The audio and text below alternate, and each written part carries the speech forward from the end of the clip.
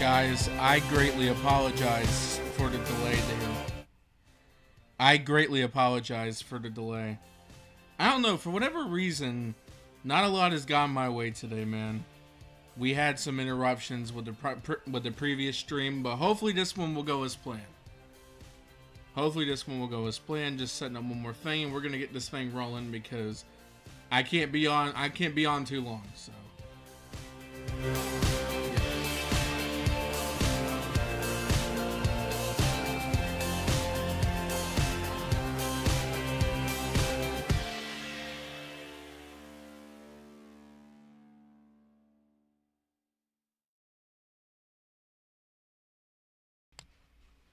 All right, everybody, what is up?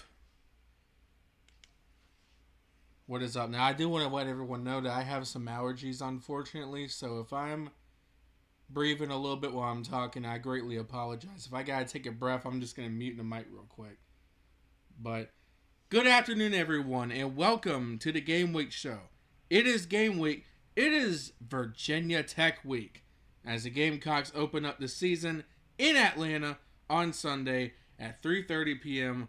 on ESPN for the Aflac kickoff. All eyes will be on our Gamecocks for this one. And again, interesting fact, the winner of this game gets to wear the leather helmet. And we all hope that that will be Beamer. But fellas, does everything feel right in the world? Does everything feel good? Because it's game week. It is game week. We made it, guys. We made it. I mean, it's been a long off season. It's been a boring off season, but we made it. Gamecock football is here. And look, we're tired of the talking. We're tired of, sources, talking season, and all of that stuff. We're ready to see some football. We're ready to see what we got, what our team looks like. And I'm excited. And I know all of you are as well. And hopefully by the time 7 p.m. rolls around, come Sunday evening, we'll be celebrating a Gamecock victory over the Hokies. But let's see who's all in here with us. Gavin, what's up, my man? Sentient, what's up? It's good to see everybody in here. Again, I greatly apologize for the previous delay, but it looks like we got a lot of things going well for us right now, so hopefully that continues.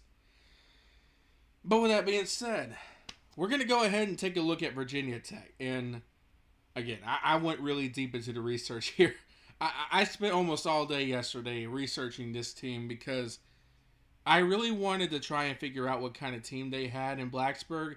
And I knew some things, but I didn't know everything. So I looked into them deeper just to find out, who are they? What are some strengths? What are some concerns? What are the Gamecocks dealing with when they take the field on Sunday in the ATL? Because Virginia Tech, to be honest with you guys, they strike me as some mystery. Like, who knows what this team will be? Will they be good or will they be bad? They're just one of those teams that you just don't know. You just don't quite know what to expect. They're an unknown. Now, that could be a good thing and a dangerous thing, for sure. But here are some things we do know about Virgin Tech. Yes, I said Virgin Tech. And we'll start with some strengths. Now, quarterback Kyron Drones, he returns after the 2024 season. That, again, was really riddled by injuries with him. And the big question here is just, can he stay healthy this season? Because he's a dual-threat quarterback, and when he stays healthy, he can be dangerous. He's a threat for the air and on the ground. 9 games he played in last year had a completion percentage of 60%, 1,562 passing yards, 10 touchdowns, 6 interceptions, 336 yards rushing last year, 118 yards rushing in 2023.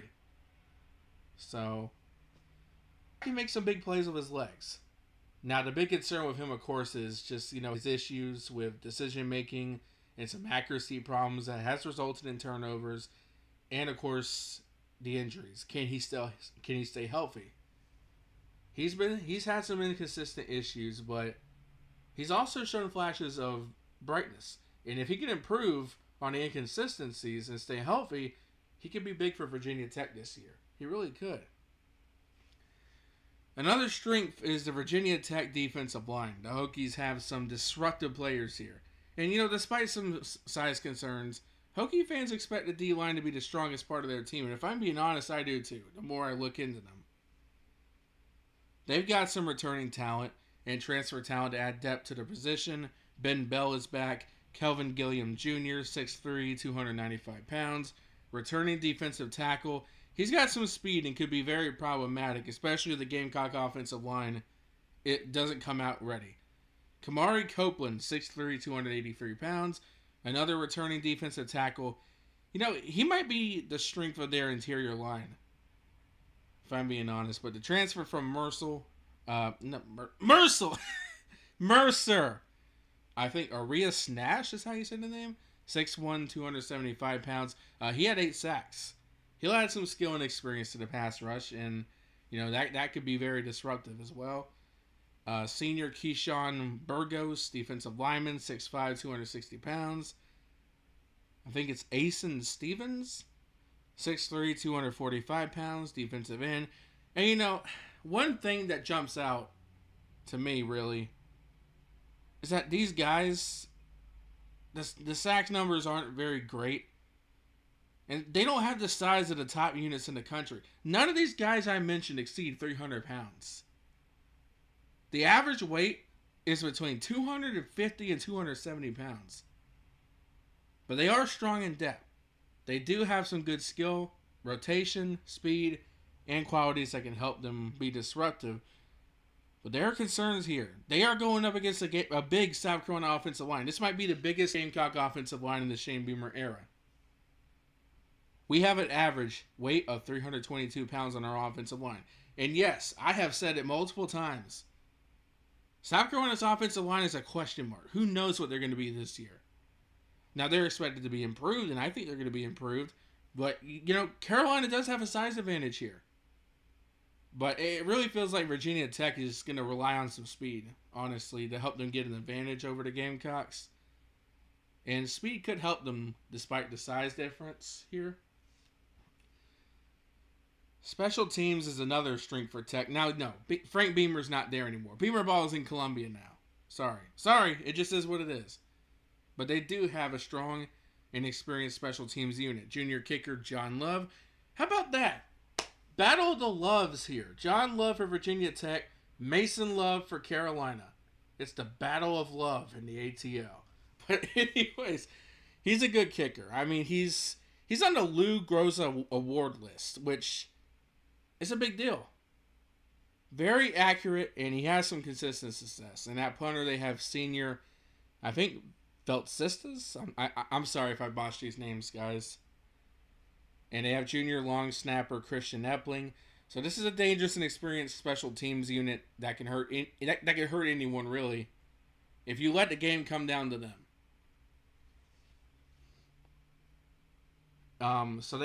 Wide receivers now, again, we're going to talk about the wide receivers in the concerning part too, but Aiden Green returns, and he's a significant threat. He'll be the leader of this revamped receiving corps, in my opinion.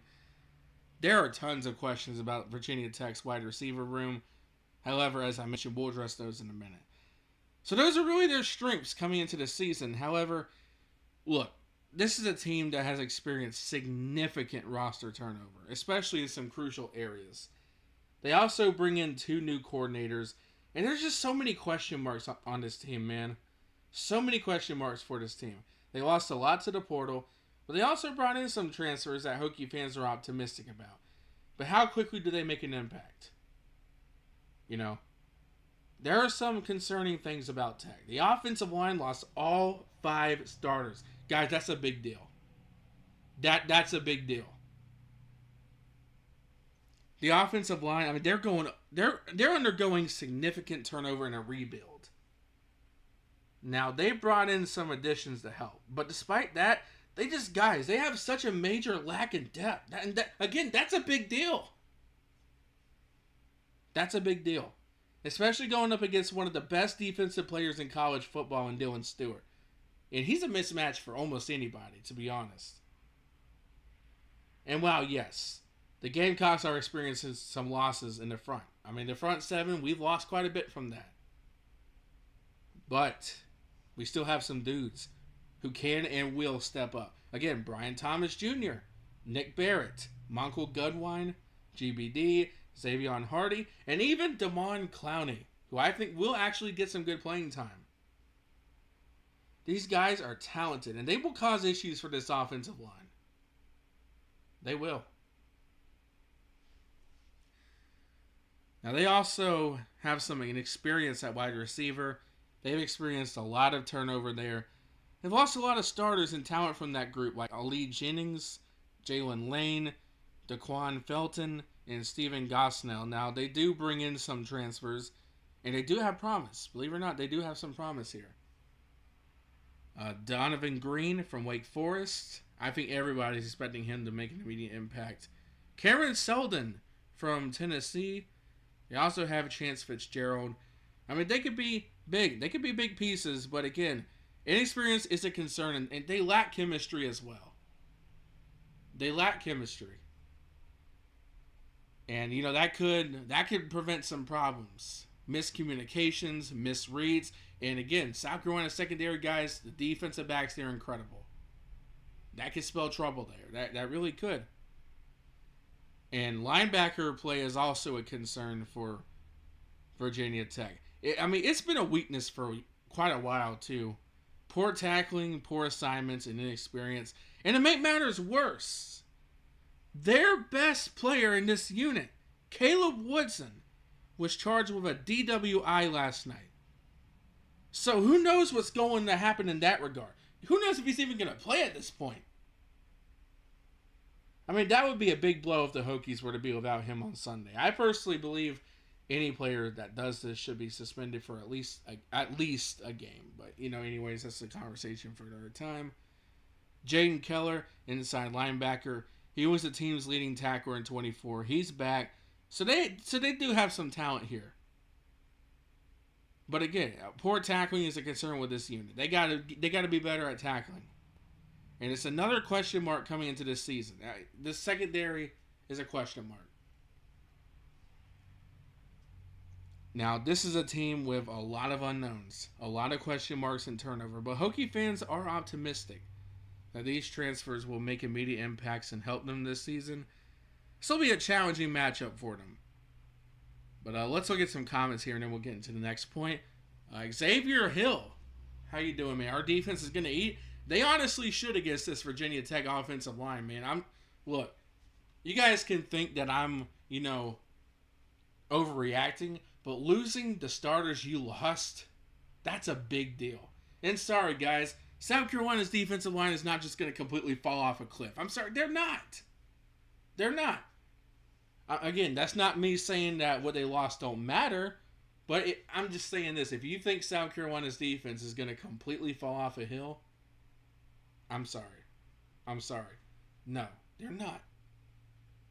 They're not. South Carolina is known for developing these guys, and they'll have these guys ready to play. I think we're going to shock some people defensively. But it's good to see you, Xavier. Hope you're having a good day. I appreciate you joining the show. Let's see, Gavin. I keep forgetting we had Damon. Yeah, do not forget about Damon Clowney. Do not forget about Damon Clowney. It'll be amazing to hear Todd Ellis go, Clowney! Clowney with the sack! That will be so awesome. I hope it happens. Oh my God, I hope it happens. I hope it happens. Even if it's not for Jadeveon, just to hear Todd Ellis say, Clowney with the sack! I mean, that would be amazing. Please, Lord, please. It's going to happen, by the way. Get prepared for that. Besides, if our defense eats, that'll be some confidence throughout the season. Yeah, this game could serve as a confidence game for South Carolina, actually. It really could. It could. If you come out and do what you're supposed to do and don't let this team hang around, South Carolina could build some confidence. Yeah, losing all 5 offensive linemen is very hard to lose. Yeah, it's hard to replace, too. I mean, again, we'll see what Virginia Tech does, but I'm just going to tell you that is concerning. Even if Hokie fans try to pretend that it's not, it's concerning. I mean that's a big deal. Losing those 5 starting offensive linemen, that's a big deal. But anyways, here's some key matchups for this game. Number one, and I think this could be the most lethal. Lenora Sellers in this offense against Virginia Tech secondary. Now we talked about the Hokies' issues at secondary. That could be a huge problem for them. They are going up against one of the best quarterbacks in the country, a Heisman caliber player in Lenora Sellers. He can burn you with his legs and his arm. We've seen him do it all year last year. I mean, he's a true dual threat ability. He's got some targets too. Hey, Sellers is not alone, people. He's not alone. Nick Harbor, who many people, including me, believe could be a breakout player on this offense. He's got Olympic speed, and he's made some big plays. If he can improve, he will be a massive mismatch here. Mismatch, not mismatch. What the hell? Maceo Bennett is another dangerous receiver, too. Jared Brown, especially if he can be healthy. Even some young guys getting some height, like Brian Rowe, Jaden Sellers, and Malik Clark. We got some tight ends, too, that can create mismatches. And guess what, people? Rasul Fajan is eligible. That's right. That's right, baby. We got a running back for this game. And I do believe he will start. I believe he will start. And we got strong backs too. We don't, even if Rasul Fajan doesn't get a lot of snaps, we got a loaded running back room, guys. Isaiah Augusta, Oscar Attaway, Jawarn Howell. Guys, that's a loaded running back room. Every single one of those has potential. Every single one of them. And, you know, if this offense can get going, it'll be a nightmare for this Tech secondary that struggled. If South Carolina's offensive line as well helps Lenora Sellers by blocking, allowing him to find these wide open wide receivers downfield, South Carolina's offense could be dangerous, especially if Virginia Tech secondary struggles the way they have in years past. Number 2, the trenches. Tech's O-line versus Carolina's D-line and vice versa. As we mentioned earlier, this is an undersized Virginia Tech offensive line. They lost all their starters from last year, bro. And the depth is just not all there yet. While Carolina did lose protection from the D-line last year, they do return and bring in some experience. They return one of the best defensive players in college football in Dylan Stewart. And again, he's going to be a rematch. No, not rematch. He's going to be a mismatch for this Hokies O-line. He just is. Brian Thomas Jr. is back, and he's expected to have a massive season. Nick Barrett, Damon Clowney, GBD. You know, these guys that I mentioned earlier. If they can put pressure on drones, and that Hokies offensive line can't hold up, it's going to be a long day for that offense. It is. And guys, I'm sorry. I'm sorry that I'm stuttering a little bit. I'm thinking a little too fast here. Because I'm trying to figure out how I want to word some of these things. Now we got to get into South Carolina's offensive line versus Tech's defensive line. And this is probably an area that is a little concerning for me. Because we've all seen South Carolina's offensive line struggles. That's my biggest concern for this year. Even though I do think that they could be improved this year. I think Carolina's offensive line will be improved. They're bigger. They're more physical. They got some experience in there despite losing a couple pieces. But Tech's defensive line, I think, will be good this year. Carolina's offensive line's got to be big here. We got a bigger and more experienced offensive line with returning talent despite some losses. And again, Tech's D-line, they're undersized and younger. However, they do return and bring in some talent. And, you know, again, South Carolina's offensive line has a size advantage. But Tech's D-line will come out. They're going to come at you with speed. And if Carolina can't protect the quarterback, this offense is going to struggle. I'm just telling you the truth. What's up, Hokie for life? I think we're going to lose this game by 21. It's going to be close early. Hokie. So I'll tell you this, Hokie. Me and you, we're doing our show in a couple days. I think you're going to be a little bit surprised about what I say. I'm just going to tell you that. I'm just going to tell you. I think you're going to be a little surprised. Number 3, South Carolina secondary versus Virginia Tech's wide receivers. Now, South Carolina is going to have a fantastic secondary in DBs. They return and bring in some experienced talent. DQ Smith, Brandon Cisse, I think it's Cisse, Jelon Kilgore, Vicari Swain, Judge Collier. Players like Miles Norwood and Peyton Williams, I think, will step up and be good. I mean, they're going up against an inexperienced Virginia Tech wide receiver room. There will be opportunities here to create turnovers, win battles, excellent press coverage, and disrupting receivers. I mean, these are some matchups that I'll be watching for, and ones that I think can favor you if you exploit Tech's weaknesses in these areas. Again, let's look at the chat again. What's up, Calvary Baptist Church Ministry? How you doing, sir? It's good to see you. Hokey, I hope you're having a wonderful day, man.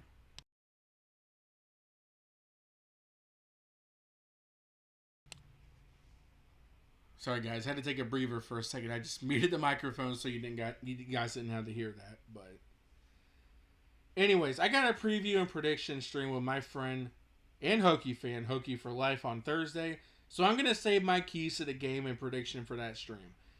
But I can undersize this. I mean, not undersize. I'm sorry. I'm thinking about what I said earlier. I'm thinking about what I was saying earlier. I can summarize this by really saying that, this is a favorable matchup for South Carolina. Honestly, it is.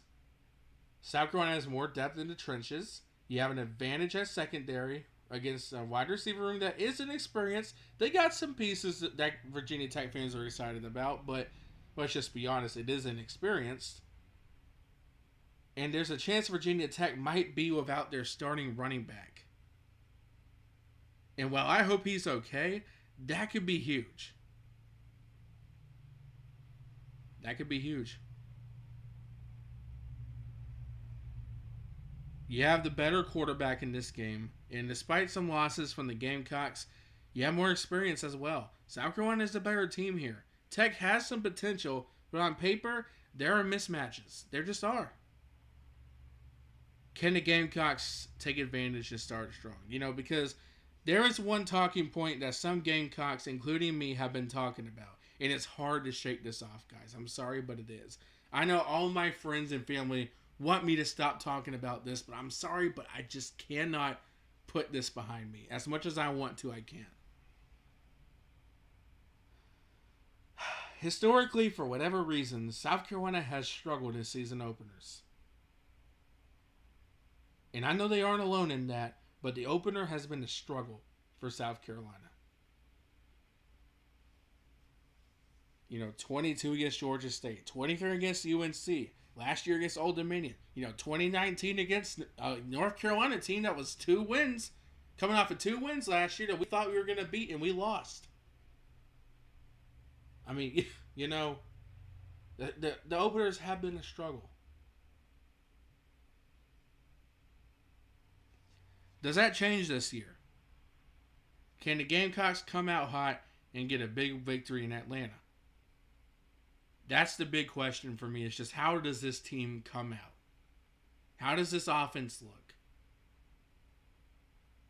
Can you move the ball? Can you give Lenora Sellers time to make plays? Can you let Rasul Fajan run? Can this offensive line create opportunities for big plays? Because you're going to have to score in this game. You just are. You are. That's my big question. Can South Carolina come out hot and get a big victory in Atlanta? We'll see. But anyways, guys, that'll do it for my opponent preview. I'll give my strengths and weaknesses for the Gamecocks, keys to the game for the Gamecocks, and my prediction on Thursday's live with Hokie for Life. I'm going to read some of y'all's comments for a bit, and then I'm going to probably get out of here because I gotta leave soon. But yeah, that's really my preview of the Virginia Tech. They've got some potential in some areas, but they got a lot of new pieces. They got a lot of new pieces. They got a lot of question marks as well. What's up, Xavier? We got to prove. So I'm honestly not worried. Tech has some talent, but we should dominate. Yeah, look, on paper, Carolina should beat this team. They should, and probably beat them by double digits. And Xavier, I actually want to touch on something you said. You're right. This team has something to prove. This team feels like they were robbed last year. And they were. To be honest, they were. Not only that, but if you think Beamer is not going to show up and take this game seriously, you're out of your mind. To put it nicely, you're out of your mind. This game means way more to him than you think. This means everything to Shane Beamer. It does. Again, the family history of Virginia Tech. It's a big deal for him. And of course, after everything Rasul Fajan had went through, you bet your ass he's going to be running with a chip on his shoulder in this game. This team is fired up and they are hungry.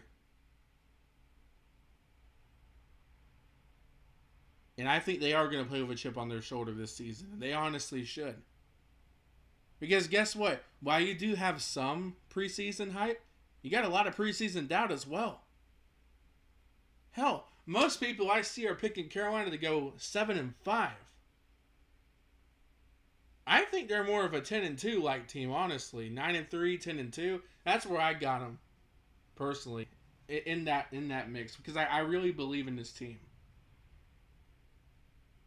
I do, and I get it, guys. The front seven, everyone's concerned. We lost a lot in the front seven, but here's the problem. You also return some players in the front seven, and you add in some nice pieces to help you as well. I just feel like everyone's underlooking that, and they're gonna be shocked. Do you have a donations button? I would love to support your channel, old friend. Unfortunately, not yet, but I do appreciate that because I got a couple hundred more subscriptions to go before I reach monetization. I think 500 is when you can get, the super chats and everything, but I really do appreciate that. That means a lot to me. It does, and you're doing a good thing, man.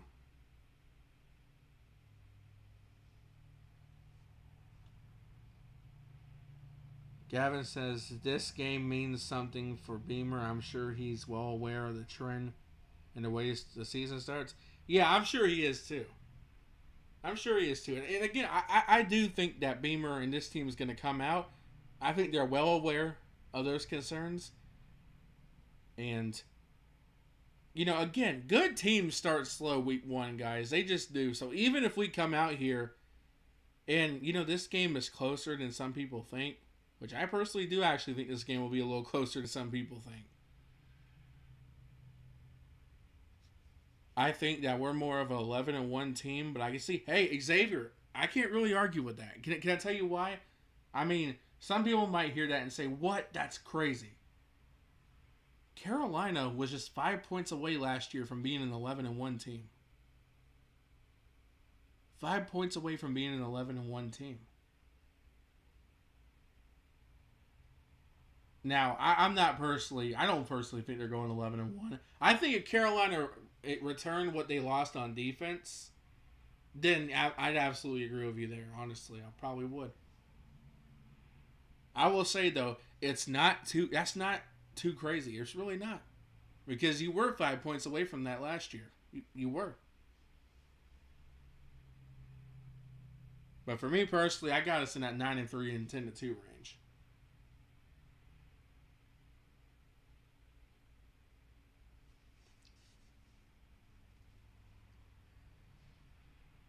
I just hope y'all don't underperform. I know how that feels as a Duke fan, especially in basketball.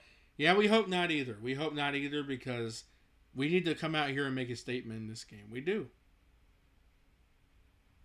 We need to come out here and we need to make a statement because, again, well, I mean no disrespect to Virginia Tech. I got a lot of love for the Hokies. But on paper, South Carolina should win this game and win it big. They just should. They should.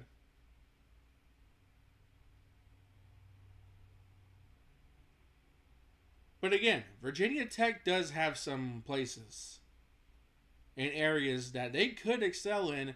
But my biggest question is, will it gel immediately? Like, how quickly will those transfers really get going for Virginia Tech? Is it really going to come out? I'm sorry, but I have a hard time believing it's just going to come out of the woodwork and be great immediately.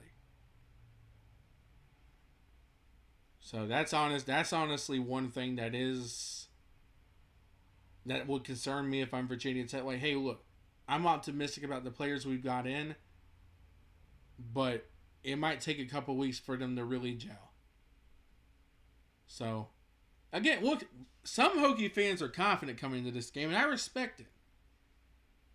The team and the program is confident for sure. They feel like that they are being very underlooked, and they feel like, yeah, we lost a lot, but we're still going to come out and play with a chip on our shoulder.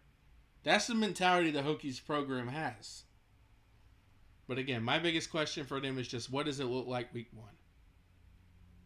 Because again, even though South Carolina lost some players defensively, they do still have some talent there. And South Carolina they're bigger, they're more physical, they have more depth, they're just a better team. They just are.